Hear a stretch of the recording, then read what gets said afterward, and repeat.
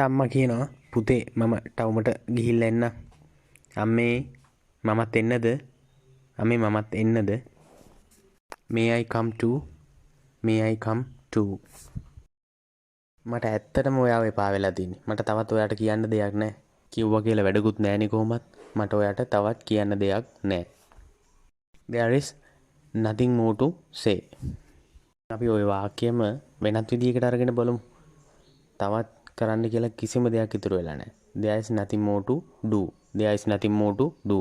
තවත් කරන්න කියලා කිසිම දෙයක් ඉතුරු වෙලා නැහැ. අපි එහෙම අනන්තවත් කියන වෙලාවල් තියෙනවනේ. මට ආරංචි ඔය අලුත් ජොබ් එකකට යනවා කියලා කොහෙද හොඳ පඩියක් එහෙම හම්බෙනවද? I heard that you are going for a new job. මට ආරංචි ඔය ළඟදී කසාද බඳින්න යනවා කියලා.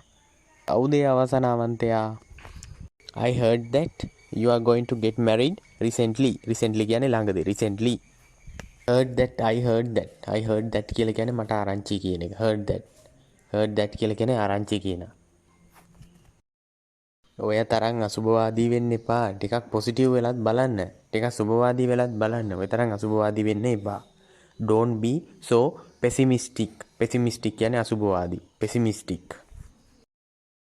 ඔයා කියන්නේ ඊයේ මම මේ පාරේ මේ හරියෙදිම මේ විදියටම ඇවිදගෙන ගියා. ඔයා කියන්නේ බස් එකක් ආවා ස්පීඩ්. මම 99න් බේරුණේ. I had a narrow save.